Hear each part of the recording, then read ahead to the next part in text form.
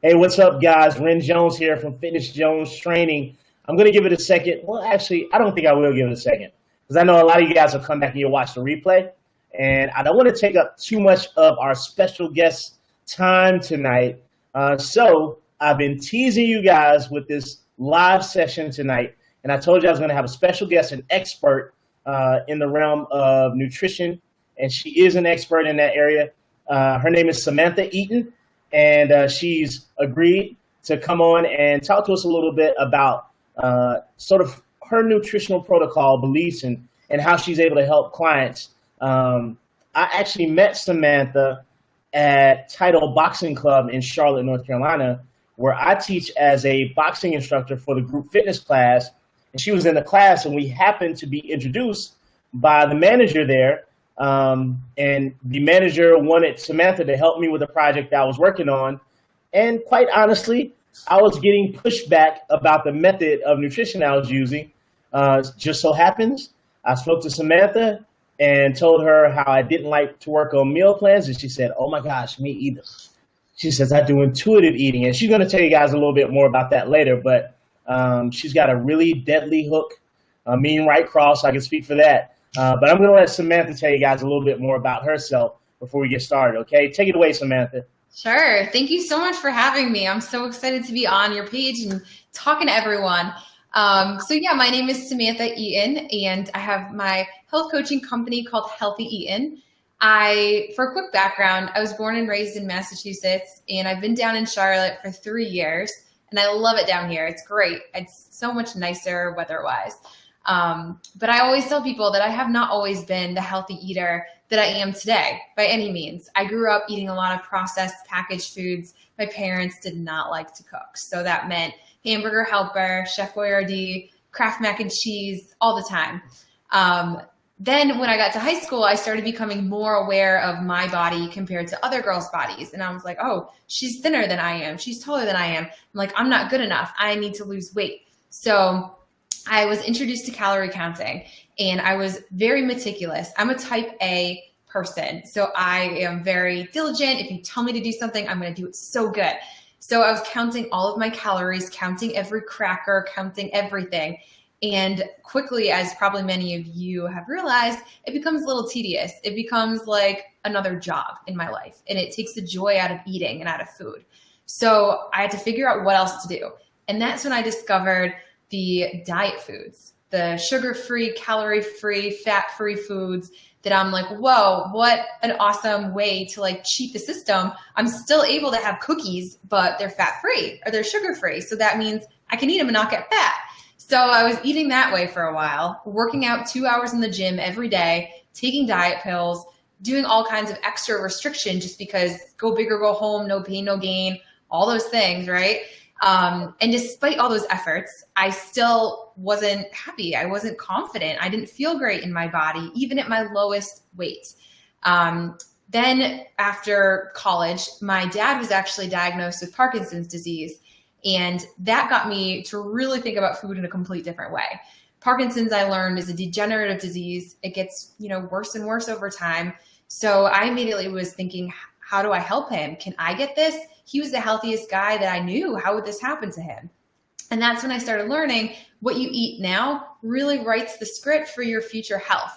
So it matters so much what you put in your body now.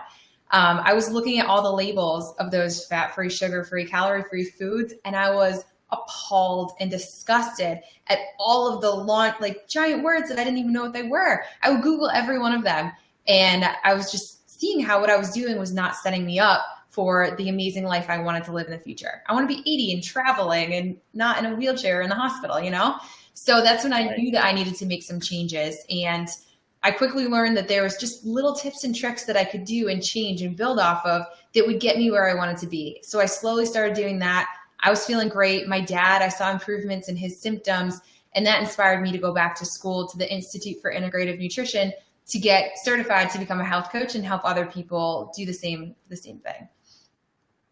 That's really an amazing story, and I just realized that we've never had this discussion, but my mother was ill. That's what got me sort of into this business. I had And that's so interesting because my older brother had a heart attack. Oh my. My older sister was an addict actually, and drank and got in her car and hit a tree. And my mother had complications due to stroke, due to typical things, overworking, smoking, stressing, not eating well, and that's actually, guys, we all learned something together. That's a part of your story that I wasn't aware of, Samantha. But I think for a lot of health coaches, fit pros like us, when we're born into this industry, sort of out of a family sort of crisis, you coach differently. You interact with people from a different place than if you were just sort of in it for the money, or I hear people oftentimes tell me, you're a trainer, or you didn't want a regular job or a real job, and I think that that's impactful. Yeah, wow, that's an amazing story. Let's cut down. Can I ask you a few questions? So I've got you here for expertise. Can I spitball some things off of you? Please. Absolutely. Oh, okay. So my first question, and I see this a lot as a trainer, everyone seems to be sort of working on getting smaller, right? These days, they want to lose weight. You're almost an outlier if you're not on a diet. Why do you think that is? Yeah, I mean, I would say I totally agree with that. When I ask women what their health goals are, which I do on a regular basis, the absolute number one thing that women tell me is that they want to lose weight. They want to see results even beyond just that number on the scale. They want to feel happy, confident, comfortable with their body. They want to get dressed in the morning without having to get changed 5 times. They want to look in the mirror and not hate what they see. They want to go to the pool or go on a boat with their friends and not be preoccupied with how they look in a bathing suit, to be able to actually enjoy it. And most of all, they're sick of counting calories. They're sick of feeling controlled and obsessed with food and relying on their own willpower, which, as it fails most of the time anyway. And I get it. I definitely do, because that was my goal for so many years. And I've tried all those diets and restrictive ways of eating to do so. And I've thought a lot about what you asked over the years. And this is kind of what I've come to, or this is what I believe, I guess. So from a young age, we're taught by the diet industry and society in general, through TV, magazines, the internet, movies, and whatnot, that our bodies are the enemy, that they're not good enough. They need to be fixed and changed. They can't be trusted. And achieving the perfect body will give you happiness, confidence, success, and overall feeling amazing. Once you get to that point, it'll just happen. And we're taught that we have to overcome our cravings with willpower and self-discipline. And that if we don't, or we can't, that we should feel shame and guilt and disappointment, and that we failed. When in reality, if you eat less calories than your body needs in a day, of course you're going to binge at night. That's just your basic biology. That doesn't make you a failure. That just makes you a successful human being.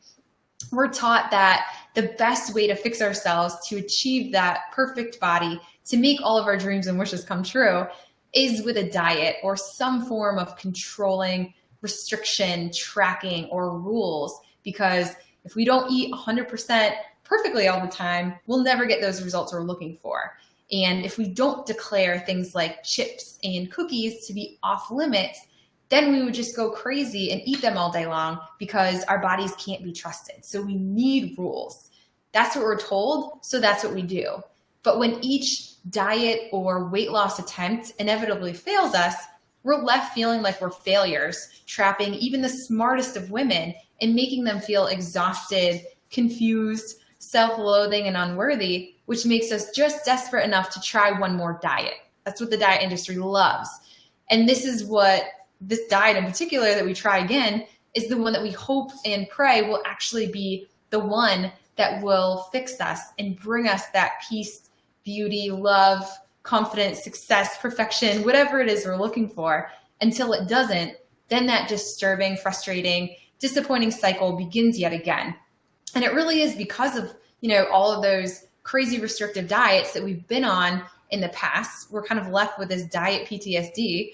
We're left with bodies that are so out of whack that we're forced to keep riding that up, down, restrict, binge, good, bad, roller coaster diet cycle, that, and we don't know what else to do or any other options that might actually work. Mm-hmm. And it's interesting that you say that, because I've talked to so many women. I primarily coach women, and they do feel like failures, and they blame themselves for not being able to stay on track with their diet or their clean eating attempts. Is it really all the diet's fault, though?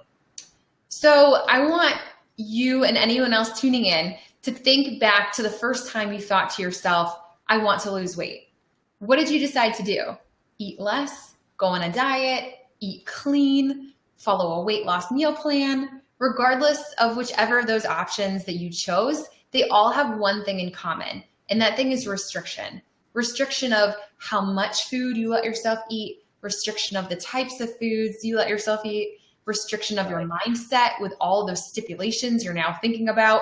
I can't, I shouldn't eat, ... You're now, I guess with all these methods, the premise is that if you follow that way of eating perfectly, you'll lose weight because your cravings for those bad foods will just go away and you'll naturally crave things that are healthier.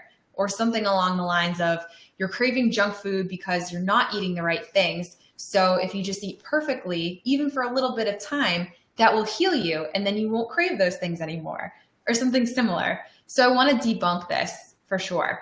Kind of back to what all of those methods of weight loss have in common: restriction. I'm going to refer to them all as just a diet to keep things easy. The closest thing to a diet biologically is a famine. So what happens when you restrict either how much you eat or what types of foods you eat, your body goes into like a mini crisis mode. And it believes at a biological subconscious level that there's a shortage of food and it's in a famine. And this triggers a whole chain reaction of events that happen naturally in our body based on our biology and how we're wired. So for example, your body immediately slows down. Instead of burning fat for fuel, it burns muscle tissue.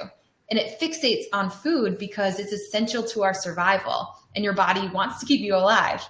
It even produces a hormone that makes food look way better and more appetizing than it really is, especially sugar and carbs for energy, and because they promote fat storage. And at the first chance it gets, your body is going to want you to binge. Like, have you ever gone all day or all week eating, quote, good, eating healthfully, not overeating, but then at night or on the weekend, you inhale food like you haven't eaten in days, especially salty things like chips? That's exactly what your body is asking for. That's what it's wired for. Sure, your conscious brain knows you're on a diet, but your subconscious brain thinks you're starving, so it does instinctively what it knows how to do to keep you alive.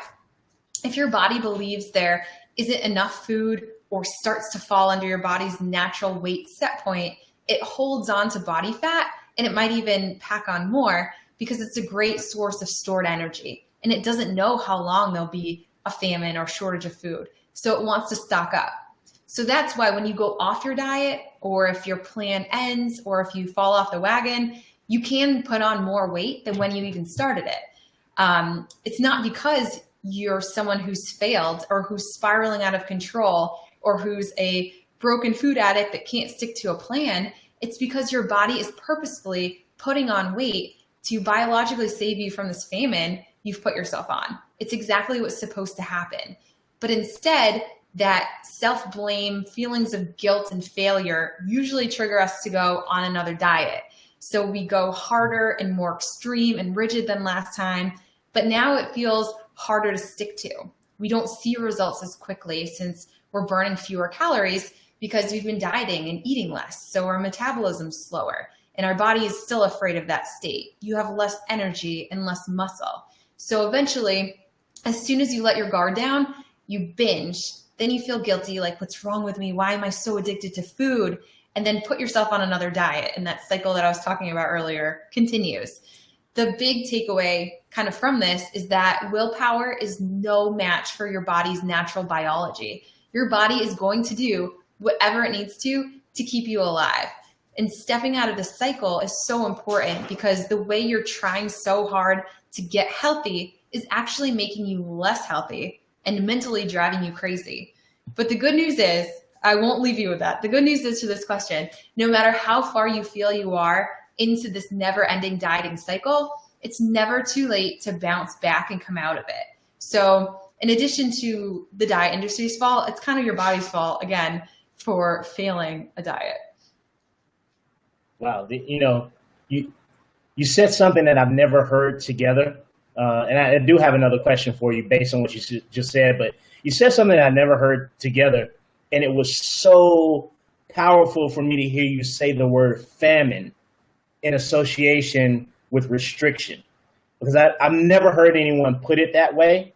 I've heard people say you're in starvation mode, or, your body doesn't know when it's going to eat again.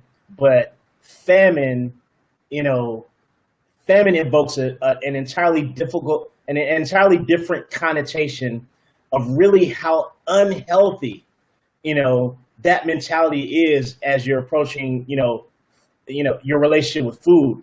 That's amazing. I'm gonna seal that one if you don't mind. Our bodies haven't really evolved that much over the last couple hundred years. We still have that hardwired into us.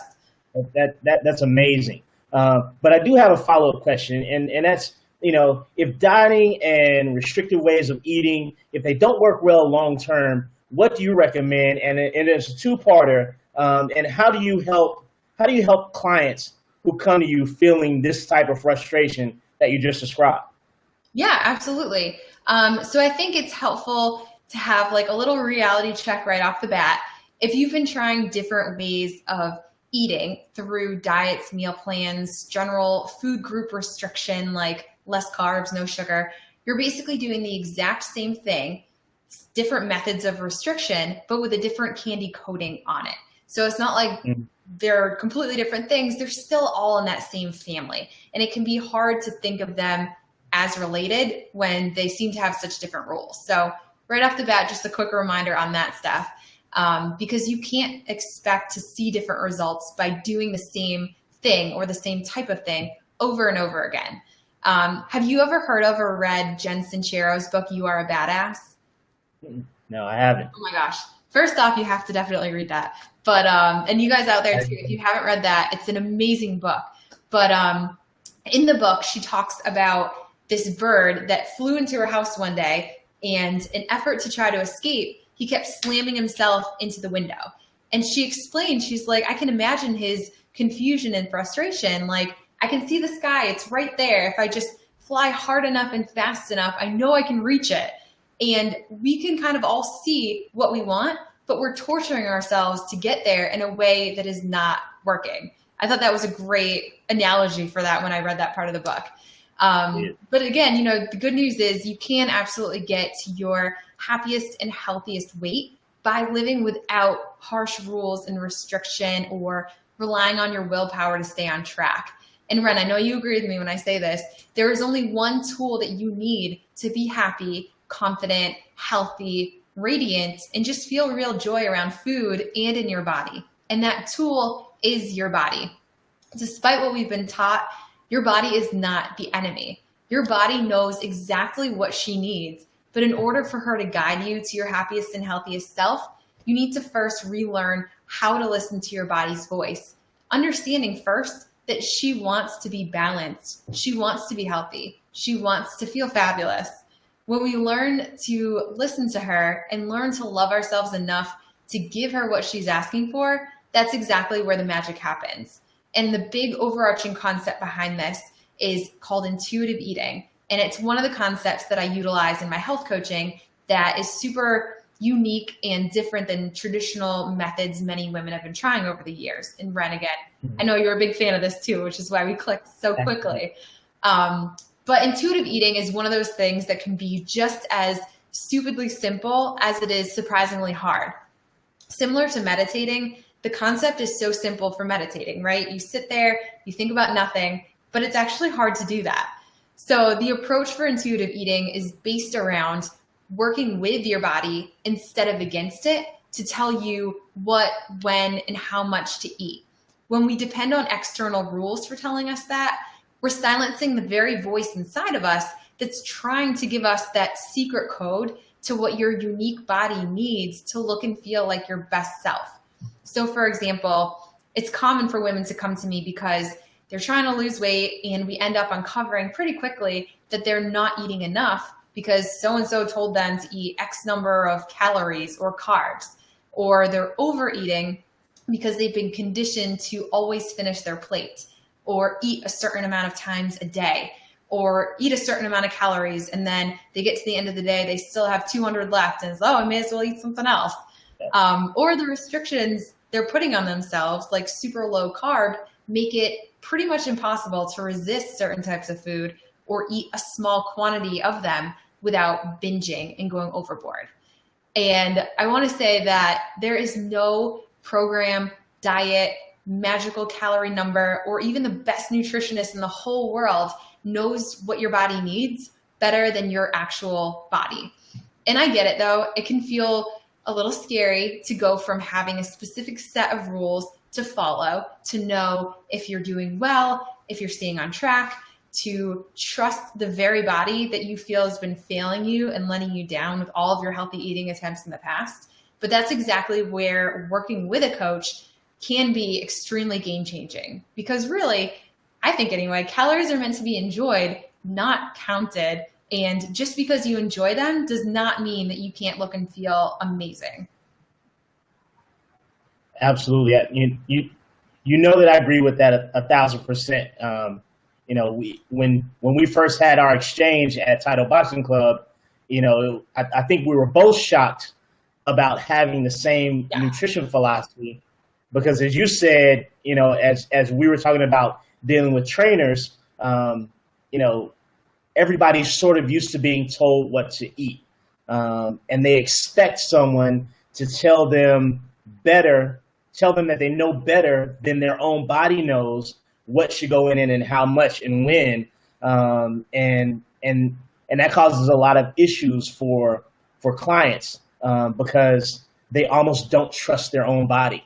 And I go through this with my practice, and I wanted to bounce this off you as well. Do you find that it's just really sort of difficult for people to believe that their body has enough power to choose correctly?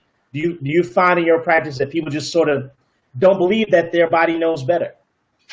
Totally. And that's why I pretty much have it. If we work together, you have to come in with a complete open mind, because the only way you aren't successful is if you don't trust the process and if you don't let yourself do the process. Because if in the back of your mind, you're still like, I need to lose weight, you're not going to let yourself trust your body, because in the past, your body has let you down, or that's how you feel anyway.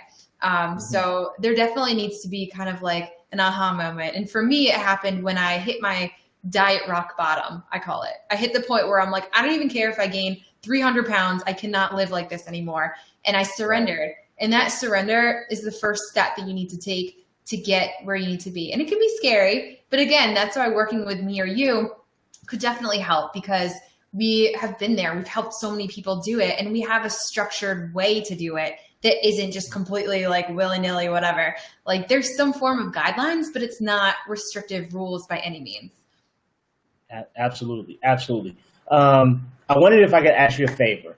Sure. If in the next like 5 or 10 minutes, we would have a question that popped up, would you do like 1 or 2 Q&As for me? Like Absolutely. 1 or 2 questions? Guys, if you got questions, start typing away. I see that you guys are still on the live session. I'll shoot the breeze with Samantha for about like 2 minutes, and if we don't have any questions, I'll let her go. But while I'm waiting to see if any questions pop up, Samantha, thank you so much for agreeing to come on today and share your knowledge with us. Because even though we both share similar philosophies, some of the language that you used was impactful for me today. And again, I'll definitely be stealing that. But it's just so informative to see it come from someone that has so much passion, and then you have a personal relationship with food that I've not ever had, actually. And I feel like that's powerful and impactful too, because there are some things that I just can't understand because I haven't been in that place yet. So I really appreciate you sharing sort of your personal side of what you do, because that's the real connection in that client sort of coach relationship, and it means a lot. Jay Reed is on the line. What's going on, Jeremy? Are you familiar with Jeremy Reed, Samantha?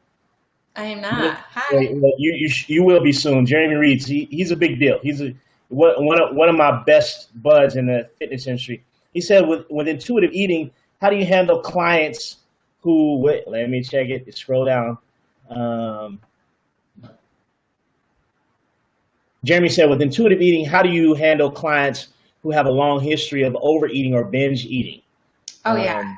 So a huge part of what I do, it's kind of approached in a certain way, in a certain method. So one of the first things I do with people is identify what is preventing them or holding them back from getting their goals. So if one of the things is the history of overeating or binge eating, it's figuring out the root cause of it. Because similar to going to the doctor, if you have an allergy and then just giving you allergy medicine, if you're still eating the thing that you're allergic to, it's not solving the problem. So the important thing is to figure out why the binges are coming to begin with. And that can be all kinds of reasons, but that's definitely the most important thing, is finding the root cause of that. A big thing, again, in my coaching is the beginning part is really spent on mindset and identifying and overcoming limiting beliefs that are triggering self-sabotage type tendencies from happening, like the binge eating, where a lot of my clients are really excited to see some type of result and start feeling better and just want to be told kind of what to eat. I do talk about the nutrition part of things. Oh, sorry, my dog. Definitely talk about the nutrition part of things, but if you're building on a shaky foundation, if you're building on underlying limiting beliefs or old, PTSD diet-like mentality, it's not going to stick and it's not going to work. So we got to break that down first, work on the mindset first, get those limiting beliefs under control, work on that self-sabotage, and then build on the healthier habits from there. Another thing too is body image and working on that, because having a not so great image of your own self, not liking what you see in the mirror, not being happy and comfortable in your body, that absolutely triggers behaviors. So that's another big area that I work on with women as well. I'm going to piggyback on what you said, because we're in a similar boat with coaching our clients, and that's absolute 100% the way that you have to go with it. The issue with, and I've said this often, but the issue with the fitness and wellness industry, one of them is the fix versus solution mentality. Everybody wants a fix, because a fix is the pill, a fix is the meal plan, a fix is the diet, a fix is the waist trainer, the skinny detox, the wrap. But people don't want to go into solution mode, and the solution is the client-centric counseling. The solution is the listening to the whys. The solution is, can you journal for me and tell me what you're feeling or what you're remembering or what kind of day you had, and then mark off those snacks. Like when you deep dive into the Cheetos, I need a journal of what happened that day, what you were feeling that day. Is it around an anniversary or something, et cetera, et cetera? It really does require a deep dive, guys, and not always, but a lot of times it does. A deep dive into client-centric counseling, and like Samantha was saying, finding the root of the thing. Because the wellness industry, particularly through the internet, we sort of like to deal with the surface level things. Yeah. And that's the meal plan. And those things rarely solve anything, and it's why the fitness industry gets repeat customers. A cycle of coming back for a meal plan in 6 months, doing well for 2 months, getting a before and after picture, and then coming back in 6 months for another meal plan, doing well for 2 months, getting a before and after picture. It's just a never-ending cycle. And a lot of, I won't say a lot, but I can see the apprehension in coaches in doing that deep dive into the why of the behavior, and not just the surface level, the what of the behavior. I agree 100% with that answer, Samantha. I've got another question for you. Yeah. So sort of similar.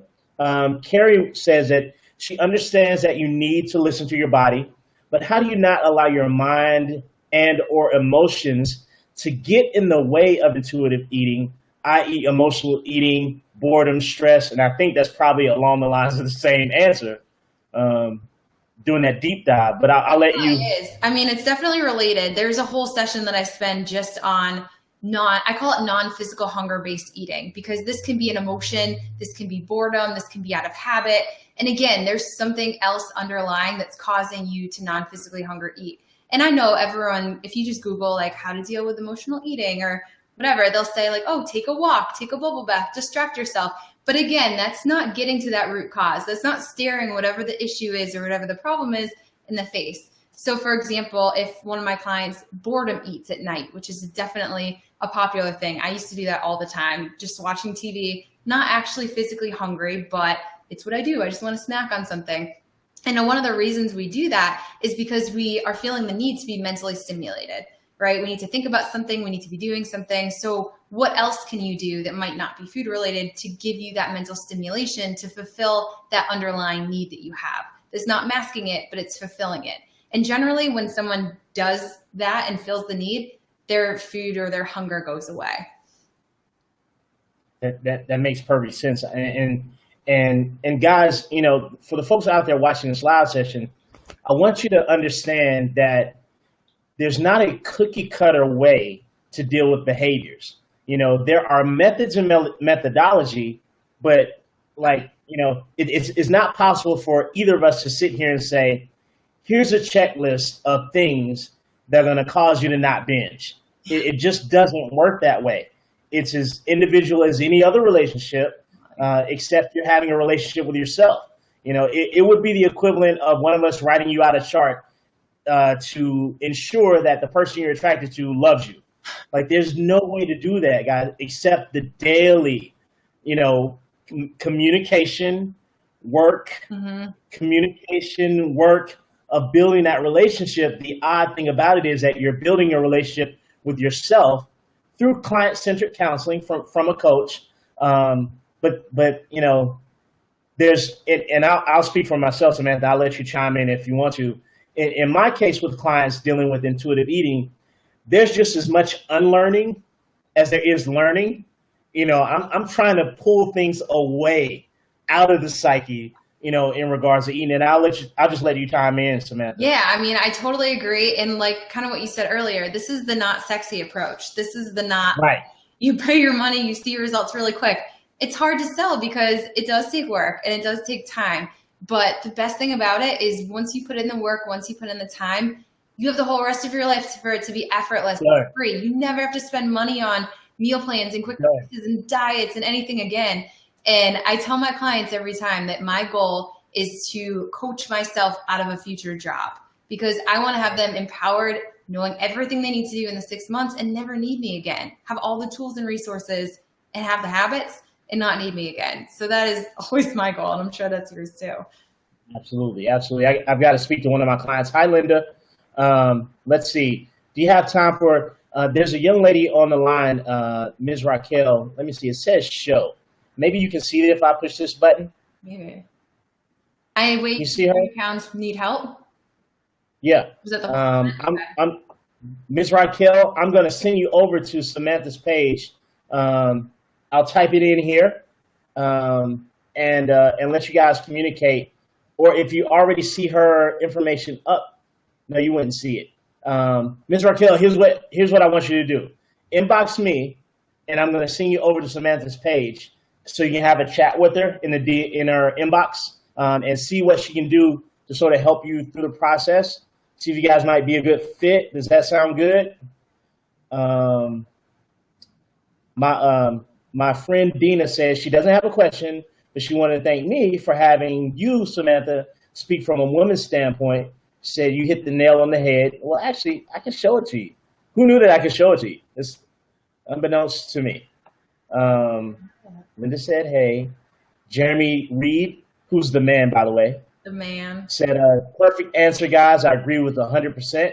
Thank you, Samantha and Ren. You should look Jeremy Reed Fitness up after you get off, Samantha. He's a powerhouse. Really good guy. Nice. He's on the West Coast. Yeah, he's always playing a bad cop in a TV show or a movie or something. Wow. He also acts. Jeremy Reed's a cool guy. And okay, here's a great question, and we'll make this with the last one, Samantha. Sure. Here's a great question. I'll let you pop it up. This is from my friend Amy, and Amy is also a Fit Pro. Can you see that? I seem to stick to a schedule because of my work schedule. Yeah, definitely. There's always exceptions to the rule. Absolutely. Sometimes you just can't do eating intuitively as perfect as possible. And there's absolutely workarounds for that type of thing as well. Like, we'd all love to live in a perfect case scenario, but I think that's one of the biggest things too that triggers a lot of people to fall off when they're following diets and meal plans, is that they're really great when the situation is perfect, but then you go on vacation, or then you have to go out to dinner for a work event or whatever, and that throws you off. So like, how is that a great way to maintain or live anything when one thing like that happens and you're completely thrown off the wagon? So in answer to your question, it would be great in a perfect case scenario, but because of work schedules like that, there's always ways around it. I work with teachers who are like in school all day and they would love to eat at a certain time, but they have kids in the class, so they're not just going to go and start snacking. So we talk about different methods and ways to overcome that too. Absolutely. And you know, and the biggest takeaway, the biggest thing I'd like for you guys to take away is to understand that, you know, the question and the answer speaks perfectly to the methodology, and that is the fact that if all the bodies are different, if all the physical beings are different, how could you possibly apply a diet to a mass amount of people and think that it's going to work well when it's everything but intuitive? It's based on all of your physiology and all of your psychology conforming to a thing that was originated outside of your body. It's when you think about it that way, it's a little bit of an insane process. It's not natural. All the things that happen naturally, take something that's abnormal to you as a physical human, abnormal to you as a mental human, create it outside of your body and outside of your brain, and say, okay, you match hundreds of thousands of years of biology to this thing I wrote on the paper. It's insane to start with, you know, and sort of the big takeaway here is that it's going to be a case-by-case learning, building a relationship with food and your body and your brain to make it happen. But I don't want to take the last word, so I'm going to toss it back to Samantha. If you have any final thoughts or anything you'd like to share, or take it away.